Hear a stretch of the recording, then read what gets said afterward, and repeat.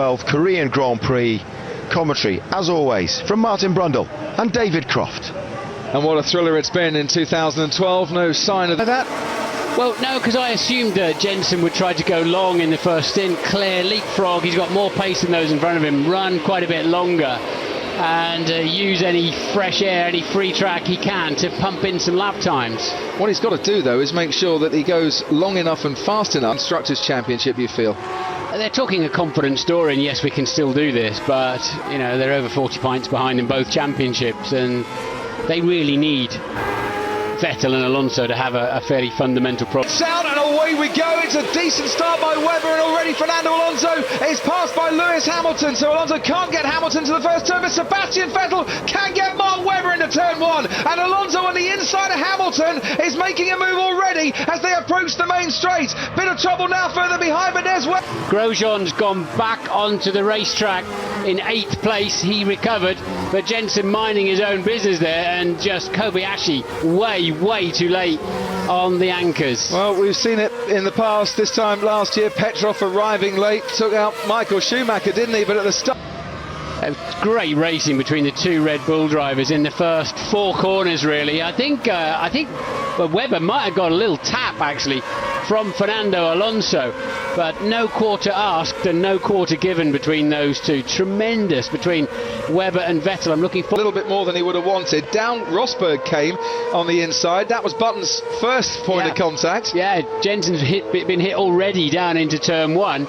And the two Red Bulls then side by side. So is Hamilton and Alonso, and Raikkonen getting a great slipstream. 3 abreast then, and Massa left hand side.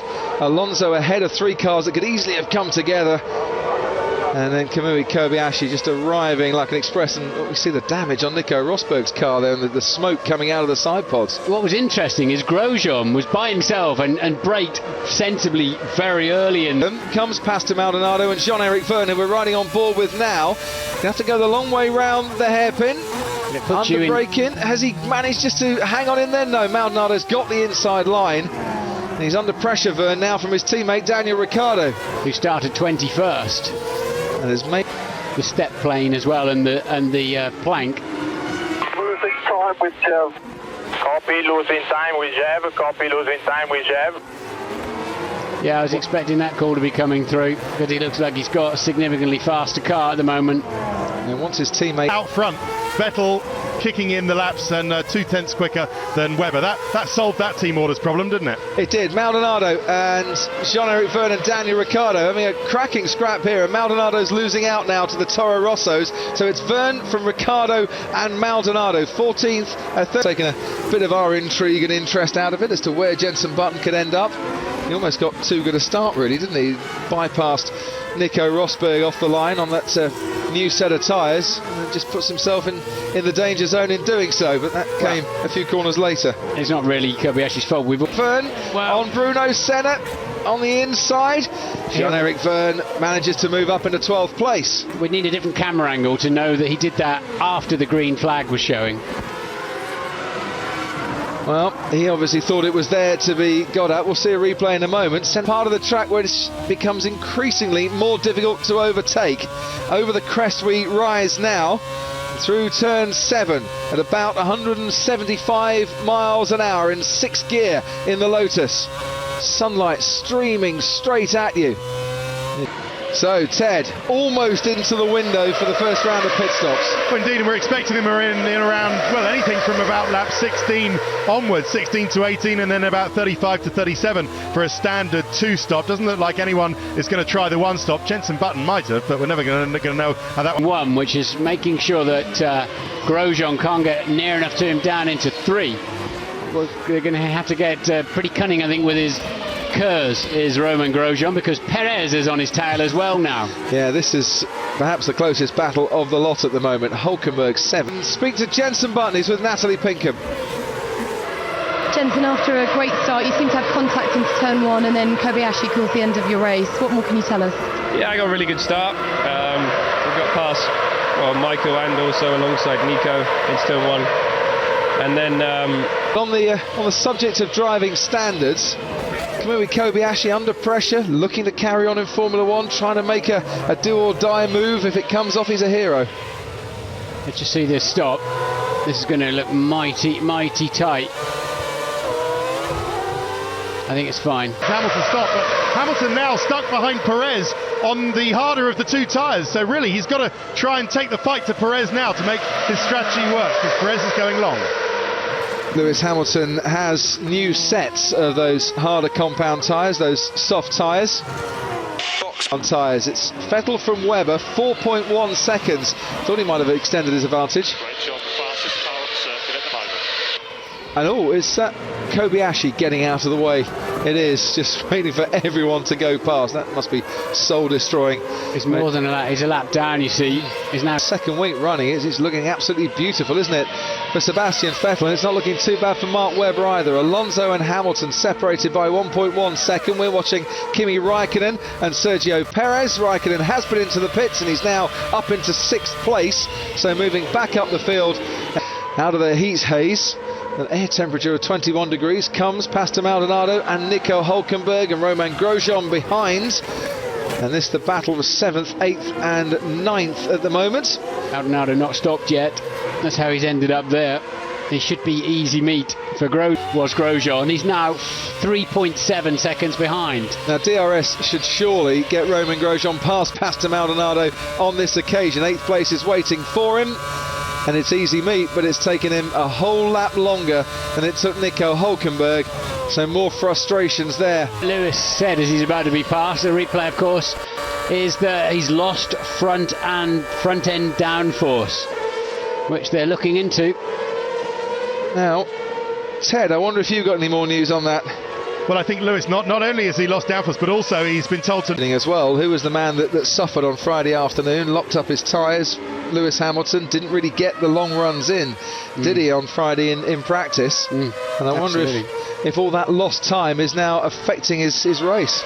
Paul Di Resta lost out to Michael Schumacher in the pit stop phase as well. And Lewis was early on the brakes there as well. He's really hurting for front grip. So why? How can, unless he's had contact, some other contact somewhere, losing, that means basically tweaking the suspension somewhere, or I don't know, if a torsion bar or maybe a roll bar's broken, something like that. Using a bit now to try and get back on Raikkonen. I wonder if he could have used a bit more. He's going to have a little go now, down into turn 4, isn't he? He's saved the curves, let Raikkonen get past him. Now Lewis Hamilton runs Raikkonen wide and retakes that 5th position. So his car might be... Here we go again then. Hamilton and Raikkonen, part 3. As the trilogy continues, and this time around, Raikkonen is quite a bit further back. Hamilton locking up yet again. Now I wonder, has Raikkonen saved his curves this time around to maybe attack Lewis Hamilton in it? Here's Charles Pic, behind him Webber, and then Fernando Alonso. Not quite in the DRS zone. Mass has got the gap down to 3.1 seconds. Here we go again. Part 4. Raikkonen pulls over. Hamilton's going to have the inside line and manages to defend quite easily. So he's trying his... Saying front tyres are giving up, but he's really getting on it now, is Mark Webber. He's about to put in a fairly spectacular lap time. Vettel did lead by 9.3 seconds. You need to look after your tyres. The right front wear is still important. Right front wear is still important. Balance might feel good. The right front wear is gone. Even when you're 9 seconds out, Vettel's. That doesn't look great on the inside, on the shoulder, on the inside, does it? Looks like a jumbo jet on a bit of turbulence on takeoff, doesn't it? All that lot flapping around. That smooth surface that he would have enjoyed in the first few laps has very much gone now, as Romain Grosjean has caught up Nico Hülkenberg in the last board, with both of these two at race control at the moment. Hülkenberg in 6th place, Grosjean down in 7th, and Hülkenberg has done a decent piece of defending on the first sector of lap 30 to keep himself ahead of the Lotus driver. And we can hear from another race driver who's out to be Chief Justice Brundle on this one. I'd like to see different angles. I mean, he was squeezed, there's no doubt about that. And you know, you can't show him to lift off halfway down the straight just in case something like that happened, but it appeared that he arrived way too late on the brakes. He's saying, my car got knocked and I lost control of the car. Bruno Senna's only stopped the once so far, so Grosjean coming in earlier than Hulkenberg, and obviously deciding that he spent too long running behind the Force India as the Red Bull does pit. But it's not Sebastian Vettel, it's Mark Webber that's coming in. I saw the Marussia of Timo Glock coming. Battle, as it were. He's very, very good. His control is perfect. Yeah, made the apex, made the corner, and Hulkenberg had to yield. Yeah. Just when there's more than one car around him, you're suggesting?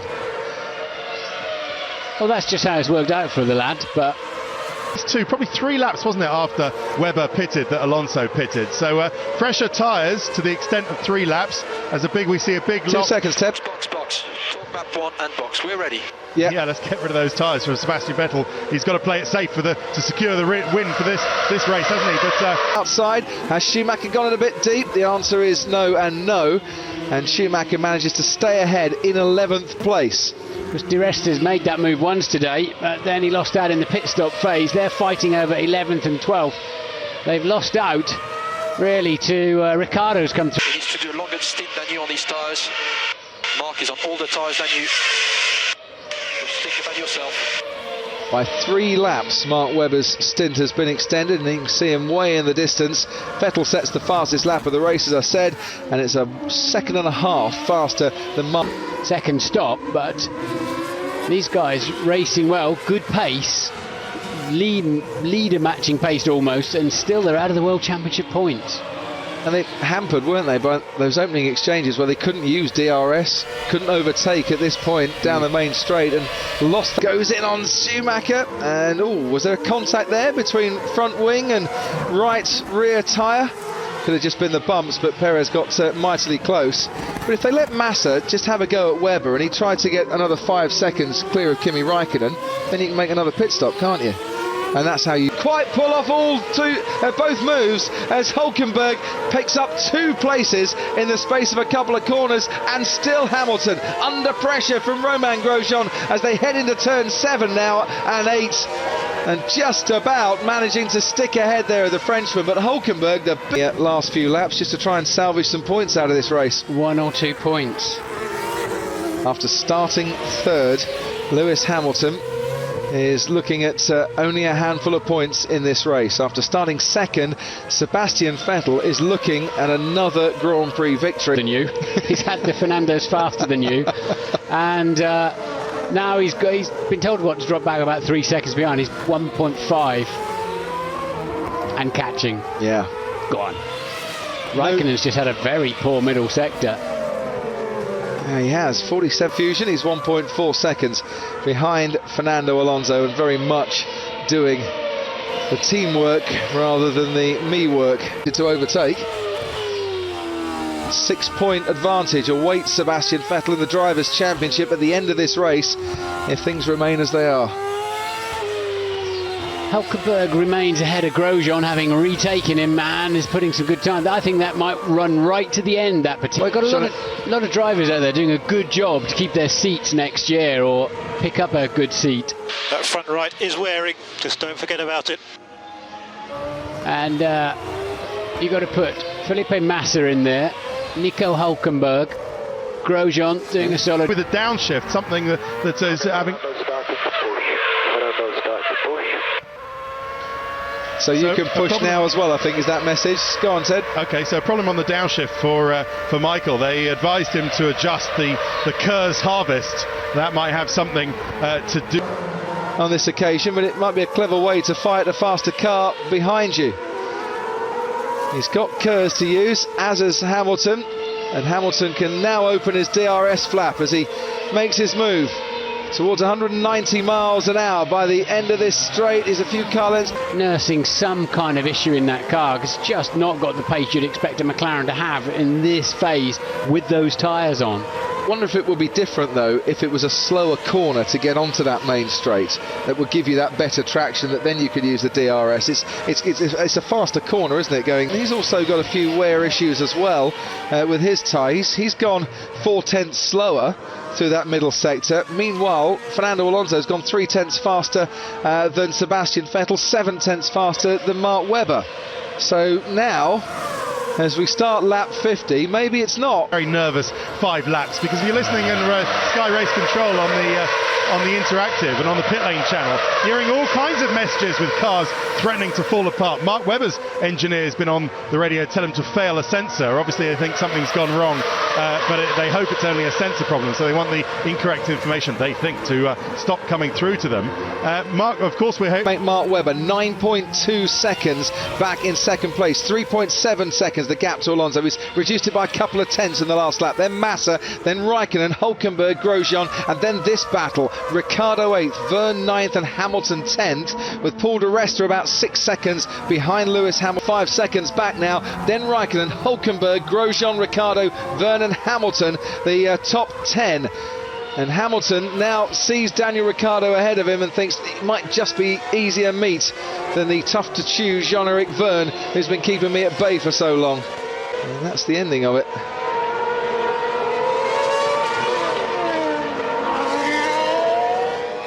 There is AstroTurf Court on the right side pod. Be careful, it may get dragged under the rear tyre.